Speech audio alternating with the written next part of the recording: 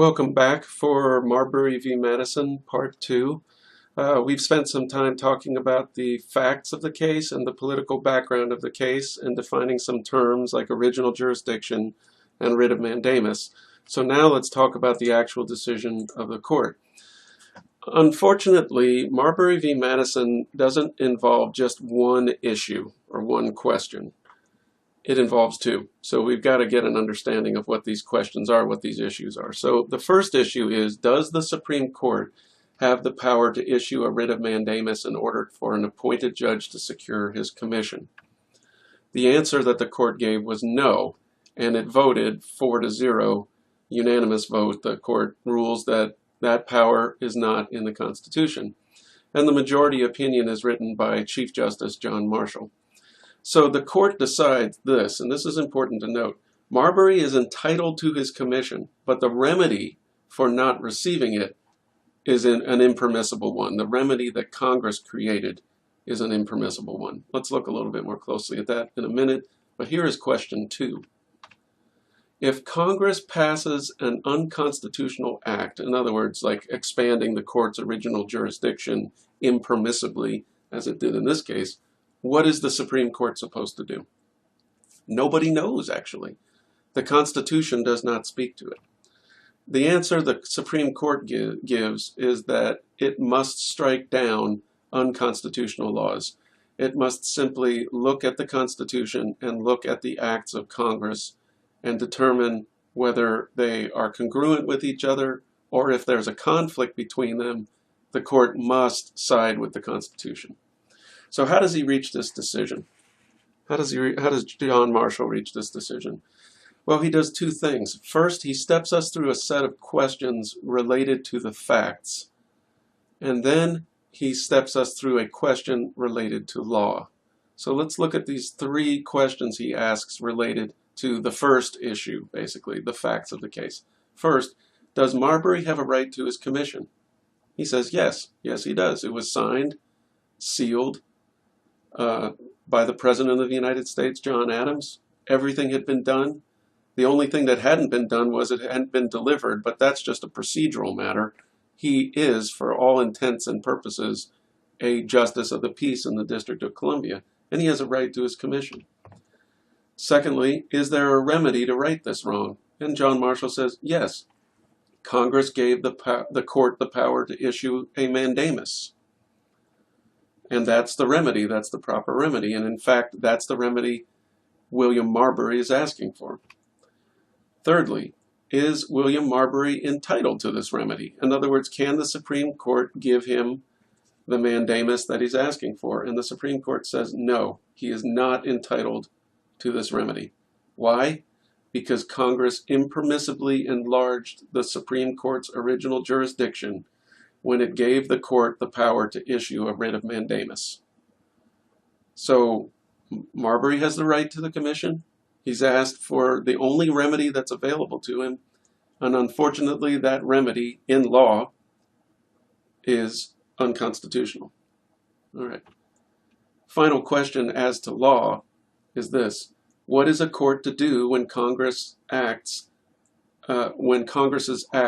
conflict with the Constitution? What's a court supposed to do? There are several answers there. One is that the court should just go ahead and enforce the law. Another is that the court should strike it down. But nobody knows which is the right one because the Constitution is silent.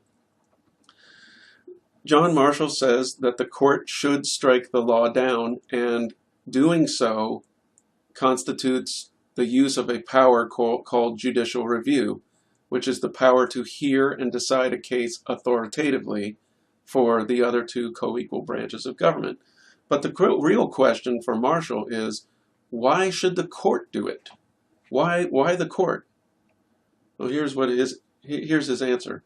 Congress can't have this power because they're the ones that passed the law in the first place. They signed off on it. Of course they're going to think that it's constitutional. Secondly, the executive can't have this power because the executive is the one that failed to veto it. He can't have this power because he signed the bill. So, who's left? The judiciary. The judiciary must have this power.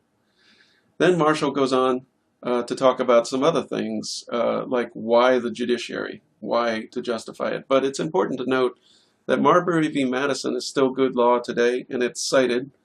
The court has most recently cited it in a case called City of Bernie, Texas v. Flores, and that's a relatively recent case.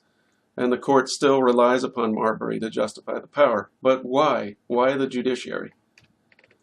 Well, Marshall makes this argument, and it's not a constitutional one. He just says it is emphatically the province of the courts, of any court, to say what the law is.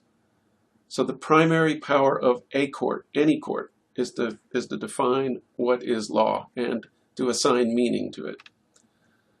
So the court is supposed to be the final interpreter of the Constitution and our laws. But why the Constitution?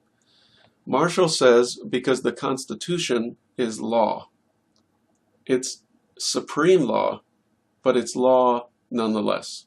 So let's think about it this way in terms of a three-part argument, two of which are assumptions. We call this a syllogism. And this is the essence of Marshall's argument. It is emphatically the province of the courts to say what the law means. That's the first assumption. Second assumption, the Constitution is law.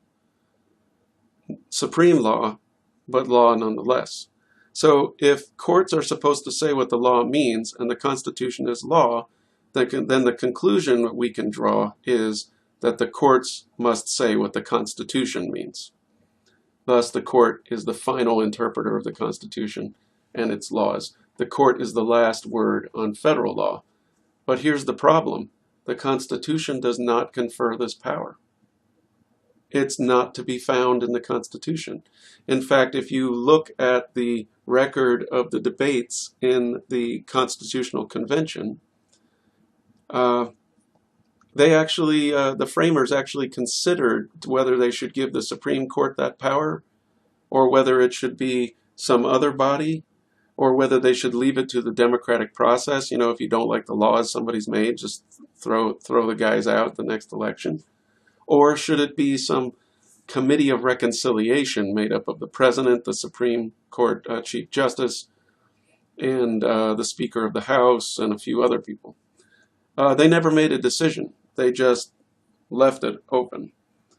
So it's not there in the Constitution, and that's the primary argument against judicial review. It's not constitutional. But the court took this power nonetheless, and frankly, it kind of declared victory and departed the field for two reasons. About a week after Marbury was decided, the court heard a challenge to the Democratic Republican Congress overturning the Circuit Court Act of 1801. Which was, as we said earlier, was possibly constitutional. They had deprived some judges of a lifetime appointment. And that case was called Stewart versus Laird. And the Supreme Court declined to decide that case. They had just taken for themselves the power to determine the constitutionality of acts of Congress. And the court was like, no, we're not going to do it. It's too politically dangerous for us to do. So you might think that that the Supreme Court has this awesome and unlimited power. When was the next time the Supreme Court used the power of judicial review after it decided Marbury v. Madison? It was in a case called Dred Scott v. Sanford before the Civil War, so about 30 years later, maybe 40 years later, quite a bit later. So what are some limitations on judicial power? Well, first, the court's jurisdiction is a limitation. Yeah, it can decide things, and it can decide things authoritatively, but only if those things are within its jurisdiction. And as we know, the appellate jurisdiction of the Supreme Court is at the discretion of Congress. Secondly, the court is limited by something that it imposes on itself called justiciability. Justiciability refers to whether a question is appropriate for a court to decide. An example of justiciability would be political questions doctrine. We've talked about that a little bit. Something is just better left to other branches of government to decide. And finally, I would note that Marbury really didn't have another remedy. There wasn't one. Marbury had nowhere to go because Congress had only given the Supreme Court the power to issue writs of mandamus. No court of claims existed at the time. Lower courts had a very different type of jurisdiction, and circuit courts had been abolished. He couldn't go to state courts either because this is a matter involving a federal official. There was nowhere for him to go, and as a result, he never got his commission. Thomas Jefferson was happy about the decision, but unhappy about the court taking the power of judicial review. Actually, he was furious about it. He felt like he had won the battle but lost the war. The Supreme Court had given him what he wanted, which was no justice of the peace in the District of Columbia, but he had lost a very important thing. The Supreme Court had made a power grab, and it had succeeded in doing so. And he was not very happy about that. Thank you very much for listening. That is Marbury v. Madison.